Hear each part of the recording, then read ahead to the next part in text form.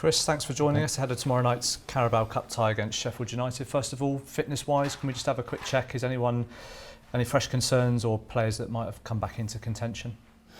No, it's pretty much the same as we were.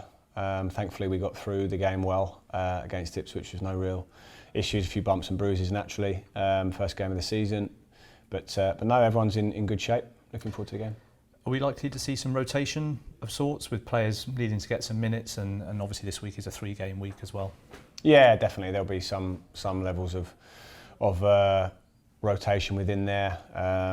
Obviously, I can't give away exactly how much that will be, but you know, it's hard for players to go game, especially if they haven't had the longest pre-season. Some of them came a bit later, so I've just got a lot of decisions to make around the amount of game time each player needs to give them the best week's preparation for Blackburn Rovers, but of course focus on this next one, which is the next game, the most important one. And you never know when you might need players to be called upon, so you want everyone to be as sharp as possible, really. Definitely. I think it's important that we have a fit squad. You try and get as much minutes into players as you can. I've got to weigh up that. I've got to weigh up the opposition, what I think we need, the balance of the team. There's all these things that come into the pot, and then eventually we end up with a line-up and a bench that I'm sure 5 substitutes will be used again. We're a few days on now from that game against Ipswich. When you reflect on it, you must be still really pleased with what you saw from the players on Friday night. I am. I'm pleased and encouraged with what we did. We showed who we are, what we can be capable of in that first half. I thought we were really strong, dominant. Second half we started in that same vein, scored the goal, and then I think we went into protection mode a little bit with being 1-0 up. They had a little bit more of the ball without creating any shots on goal, but so it was really gutting to lose the points, 2 points with the last kick of the game, basically from a penalty. But what I took from it, and the players have taken from it when we've analysed it, is we can compete with a team like Ipswich. We were strong in midfield, quick and dangerous up front, solid at the back. There was a lot in there that I liked. We weren't passive. We pressed them, we unsettled them.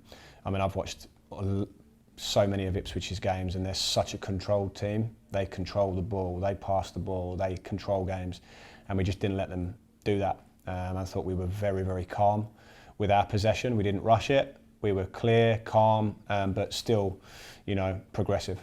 You've spoken a fair bit in pre-season about the fact that we've gone up a level and there might be periods in games where we need to suffer a little bit. Was there elements of that on Friday night, and there was probably a lot you could take from that going forward? There was. I mean, we literally had a little spell at the end where we didn't have as much as the ball. Naturally, the opposition need a goal. They're going to push you. They're going to take a bit more risk with their positioning. It can push you back. I think at that stage, we did almost everything right. There was a couple of positions that we looked at. Could we have changed that in our setup towards the end? But more or less everything for a game of football was there. And we looked really solid in that phase, but it was a couple of set pieces in the end and a very dubious handball that have got them a chance at goal. So yeah, I think there was a lot of elements in there, a good template for us moving forward. Sheffield United now, tomorrow night, they're coming into it on the back of a defeat at the weekend against Bristol City. Do you think they're going to come here with a bit of a point to prove? Oh, absolutely. I mean, they're great football club. They've obviously lost their first game. They want to put that right. I think from our point of view, as I've said to the players today, I've watched that Bristol City game in great detail, and you would be very foolish to take and read too much into that. That was a very harsh scoreline. They're an excellent team with excellent players, and no doubt it's a big test for us. We had a positive experience obviously last year in the cup competitions, particularly the Virtue Trophy. When you look at it, do you look at that as being valuable for confidence and momentum, possibly even at this early stage of a season? Yes, I think this particular competition is special to our club for obvious reasons, winning the trophy 14 years ago, and the players are fully aware of that, and we want to go as far as we can in all the competitions. That was always our ambition. We had a little run in the FA Cup as well. We got off to a good start in this equivalent game last season against Charlton away, and then we had the Virtue Trophy. So yeah, we want to go as far as we can, basically. I think you can start thinking about the league or start thinking too far ahead, but I always say just focus on the next game, go for that one, and then we can go from there. Just finally, Chris, the club announced the arrival of Marvin Dukes last week. How long it be until we get to see him, and is there any update on Kanya's progress at the moment?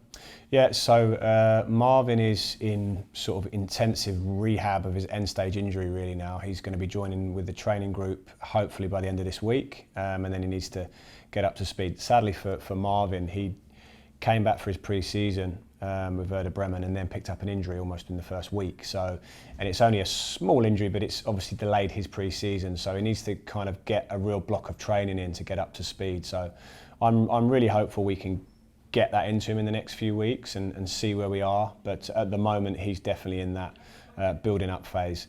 Kanya Fujimoto has a bit further along than that. He's 2-3 weeks training with the team now. He's played for the under-21s. He's another chance that he can get some more game time for them as well to sort of complete his return to play, and then I think he'll be ready to go. Good luck tomorrow. Thank you.